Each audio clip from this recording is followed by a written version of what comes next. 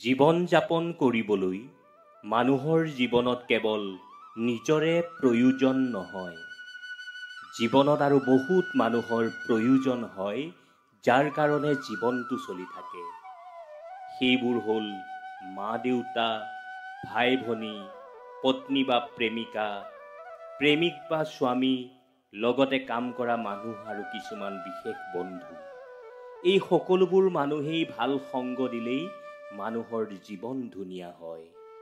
শ্ৰীকৃষ্ণৰ বাণীৰ ৪ৰ্থ খণ্ডলৈ আপোনালোক সকলোকে আন্তৰিকতাৰে স্বাগতম জনাইছোঁ। আহক আজি আমি জানিবলৈ চেষ্টা কৰিম সম্পৰ্কৰ প্ৰয়োজনীয়তা। যিসকলৰ জীৱনত সঁচা আৰু ভাল বন্ধু থাকে, যিসকলৰ সম্পৰ্ক ঘৰৰ মানুহৰ লগত ভাল হয়, তেওঁলোকে অতি সহজে যিকোনো কাম কৰিব পাৰে। আৰু যাৰ সম্পৰ্ক ভালেৰে নচলে, তেওঁলোকৰ বাবে যিকোনো ডাঙৰ কাম কৰিবলৈ কঠিন আৰু তেওঁলোক সদায় অশান্তিত থাকে। এদিন দ্ৰৌপদীয়েও সম্পৰ্কৰ বিষয়ে ভাবি আছিল আৰু অশান্তিত আছিল। এনে সময়তে তাইৰ ওচৰলৈ প্ৰভু শ্ৰীকৃষ্ণ আহিছিল। দ্ৰৌপদীৰ মুখমণ্ডল চিন্তাৰে ভৰি থকা দেখি তেওঁ লগে লগে দ্ৰৌপদীক ক'লে, বান্ধৱী, ইমান বেছি চিন্তা কিয়? কিনো এনেকুৱা হৈছে যে মই মোৰ বান্ধৱীৰ সমস্যা সমাধান কৰিব নোৱাৰিম? কি হ'ল কোৱাচোন, হয়তো মই কিজানি তোমাক সহায় কৰিব পাৰিম। শ্ৰীকৃষ্ণৰ মাত শুনি দ্ৰৌপদীৰ ধ্যান ভাঙিল। তাই ভুৱা হাঁহি এটা মাৰি কৃষ্ণৰ ফালে চালে আৰু ক'লে, তুমি জানা যে মোৰ জীৱনত কিমান প্ৰকাৰৰ সম্পৰ্ক আছে, আৰু কেতিয়াবা বহু সময়ত সেইবোৰ ধৰি ৰাখিবলৈ ভুল কৰোঁ। কেতিয়াবা মই ভুল কৰোঁ আৰু কেতিয়াবা মোৰ সন্মুখৰজনে ভুল কৰে। না তেওঁলোকে মোৰ ভুল ক্ষমা কৰে আৰু না মই তেওঁলোকৰ ভুল ক্ষমা কৰোঁ। এনে পৰিস্থিতিত আমাৰ সম্পৰ্কবিলাক অদ্ভুত হৈ পৰে। মই এই পৰিস্থিতি কেনেকৈ বন্ধ কৰিম আৰু কেনেকৈ সম্বন্ধৰ পৰিভাষা বুজিম? শ্ৰীকৃষ্ণই মনতে অতি সুন্দৰ হাঁহি এটা লৈ দ্ৰৌপদীলৈ চাই আছিল। দ্ৰৌপদীৰ প্ৰতি তেখেতৰ সদায় বৰ শ্ৰদ্ধা আৰু মৰম আছিল। আজি তেখেতৰ বান্ধৱীক তেখেতৰ প্ৰয়োজন, গতিকে এই বিষয়ে ক'বই লাগিব। তেতিয়া শ্ৰীকৃষ্ণই কৈছিল, মোৰ প্ৰিয় সখী, সম্পৰ্ক বজাই ৰখাটো এটা অতি কঠিন কাম। সকলোৱে এইটো কৰিব নোৱাৰে, কিন্তু যদি কিছু ভাৰসাম্য বজাই ৰখা হয়, আৰু আটাইতকৈ গুৰুত্বপূৰ্ণ কথাটো হ'ল, যিকোনো সম্পৰ্ক, সেয়া লাগে স্বামীয়েই হওক বা আন কাৰোবাই হওক, আটাইতকৈ গুৰুত্বপূৰ্ণ কথাটো হ'ল প্ৰেম। যদি প্ৰেম নাথাকে, সম্পৰ্ক স্থাপন কৰি লাভ নাই। য'ত প্ৰেম সঁচা, তাত সম্পৰ্ক বজাই ৰখাটো সহজ। এনেকুৱাও হয় যে য'ত প্ৰেম নাই, তাত মানুহে কেৱল হিচাপ কৰি কৰি জীৱন নিৰ্বাহ কৰে আৰু সম্পৰ্ক ভঙা দিনলৈ অপেক্ষাত থাকে। মৰমৰ উপৰিও সম্পৰ্কৰ কাৰণে সন্মানো থাকিব লাগিব। কিছুমান মানুহৰ বাবে হৃদয়ত বহুত দয়া আৰু মৰম থাকে। প্ৰেম আৰু দয়াৰ মাজতো এটা বৃহৎ সম্পৰ্ক আছে। য'ত দয়া আছে, তাত প্ৰেম থকাটো প্ৰয়োজনীয় নহয়, কিন্তু য'ত প্ৰেম আছে, তাত দয়া থাকিবই। দ্ৰৌপদীয়ে তেতিয়া কৈছিল, সখা, মই শুনিছোঁ যে দয়াই হৈছে প্ৰেমৰ আটাইতকৈ নিম্ন স্তৰৰ। তেনেহ'লে দয়াৰ লগত প্ৰেমৰ কি লেনদেন আছে? শ্ৰীকৃষ্ণই কৈছিল, যিসকলৰ দয়া নাই, তেওঁলোকে প্ৰেম কৰিবই নোৱাৰে। প্ৰেম কেৱল প্ৰেমিক প্ৰেমিকাৰ বা পতি পত্নীৰ মাজতে নহয়, প্ৰেম এজন মানুহৰ আন এজন মানুহৰ ওপৰতো হ'ব লাগিব। যিটো প্ৰেম প্ৰেমিকৰ লগত থাকে তাত বহু ভাৱ মিহলি হৈ থাকে। আৰু মই তেওঁৰ কথা কোৱা নাই। স্বামী বা প্ৰেমিকৰ লগত সুসম্পৰ্ক বজাই ৰাখিবলৈ আটাইতকৈ গুৰুত্বপূৰ্ণ কথাটো হ'ল দুয়োজনকে সন্মানক প্ৰথম স্থান দিয়াটো। প্ৰথমে চাওক যে আপোনাৰ দৰে আনজনেও আপোনাক সন্মান কৰেনে?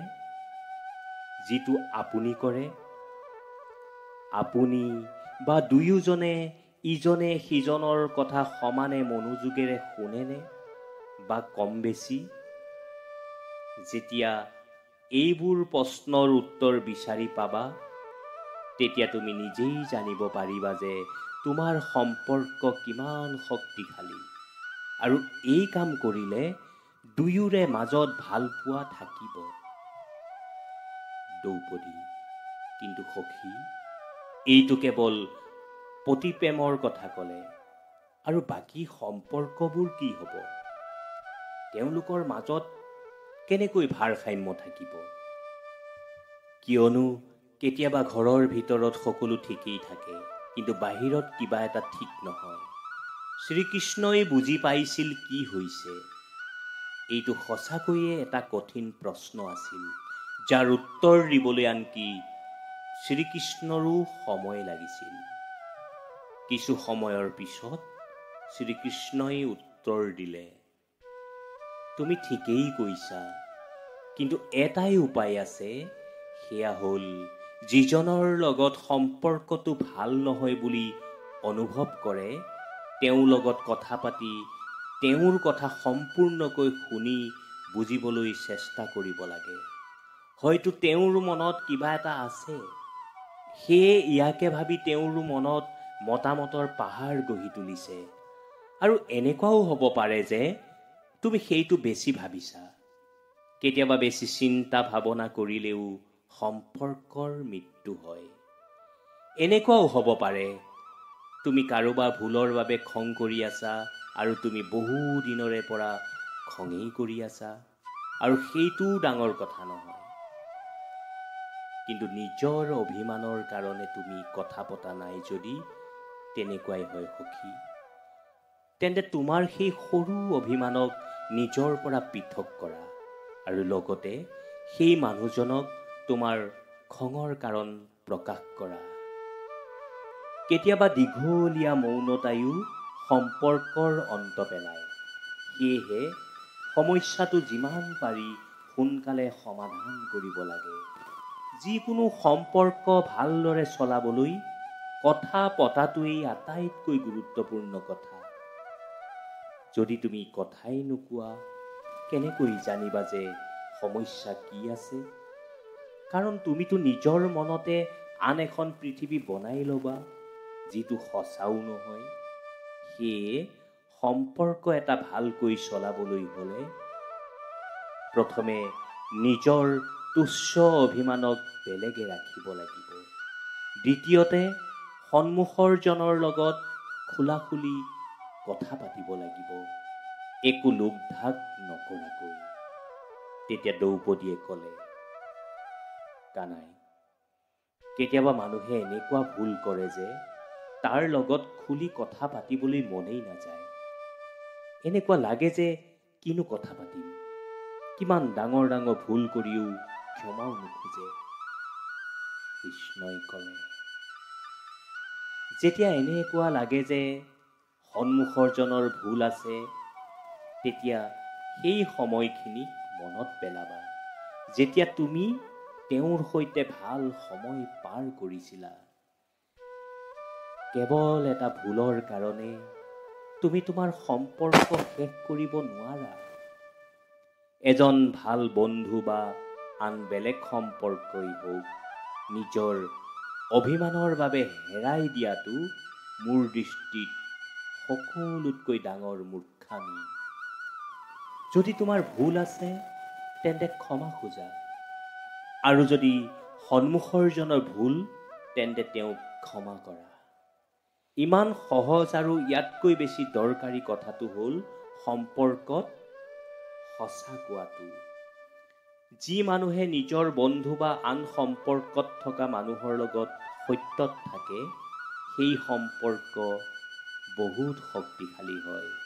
শ্ৰীকৃষ্ণৰ কথাত দ্ৰৌপদীয়ে নিজৰ মীমাংসা লৈ ল'লে, কিন্তু এটা দুটা সৰু কথা মনত পুহি ৰাখিছিল।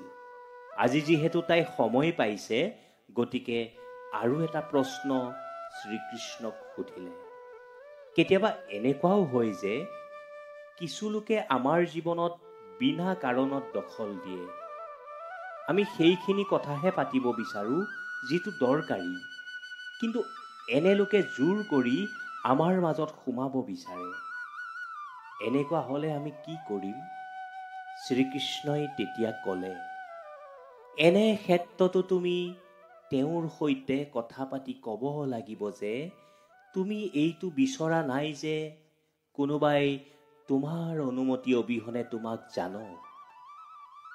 মানুহৰ এইটো এটা অভ্যাস যে তেওঁলোকে আনৰ সকলো জানিব লাগে, কিন্তু আমি আমাৰ সীমা নিজেই তৈয়াৰ কৰি ল'ব লাগিব যে কোনে মোৰ লগত কথা পাতিব, কোনে নাপাতিব। কাৰ লগত কিমান কথা পাতিব লাগিব তাৰ অনুমানো নিজে নিজেই লগাব লাগিব। জীৱন হওক বা সম্পৰ্ক বা মন, সকলোতে ভাৰসাম্য আটাইতকৈ বেছি দৰকাৰী। যেতিয়া সম্পৰ্কত ভাৰসাম্য থাকিব, বিশ্বাস, সাধুতা আৰু বাকী সকলো বস্তু নিজে নিজেই আহিব। দ্ৰৌপদীয়ে ক'লে, জীৱনত ভাৰসাম্য সকলোতকৈ দৰকাৰী। মই আগলৈ এই সকলোবোৰ লক্ষ্য কৰিম। বন্ধুসকল, আজিকালি ব্যস্ততাপূৰ্ণ জীৱনত সম্পৰ্কক সময় দিয়াটো আৰু সেইটো জীয়াই ৰখা সকলোৰে কাৰণে এটা ডাঙৰ কাম হৈ পৰিছে। ইয়াৰ মাজত বহুত ভুল বুজাবুজি হৈ যায় আৰু ইয়াক শুধৰণি কৰাও সময় পোৱা নাযায়। এই কাৰণে সকলোতকৈ দৰকাৰী হ'ল, লাগে কেইমিনিটমানেই হওক, সম্পৰ্কৰ কাৰণে সময় উলিয়াওক আৰু নিজৰ মৰমৰ মানুহৰ লগত মিলি সম্পৰ্ক ঠিক কৰক। সেইবোৰ মা দেউতাই হওক, ভাই ভনীয়েই হওক, প্ৰেমিক প্ৰেমিকাই হওক, পতি পত্নীয়েই হওক বা আন সম্পৰ্ক। কথা পাতক আৰু সমস্যাবিলাক ঠিক কৰক। মনত ৰাখিব, কথা পাতিলে সকলো ঠিক হৈ যায়। আন একো নহ'লেও এটা পৰিষ্কাৰ ৰাস্তা দেখা পোৱা যায়। আশা কৰোঁ কথাখিনি আপোনালোকে নিশ্চয় ভাল পাইছে। যদি ভাল পাইছে, তেতিয়াহ'লে ইউনিক আছাম ইউটিউব চেনেলটো ছাবস্ক্ৰাইব কৰিব আৰু লগতে ন'টিফিকেশ্যন বেলটো অন কৰি থ'ব। তেতিয়া ভিডিঅ'সমূহ আপলোড কৰাৰ লগে লগেই আপোনাৰ ওচৰ পাবগৈ। পুনৰ আন এটা নতুন খণ্ডত লগ পাম। তেতিয়ালৈকে আপোনালোকে ভালে থাকক, কুশলে থাকক আৰু সদায় হাঁহি থাকক।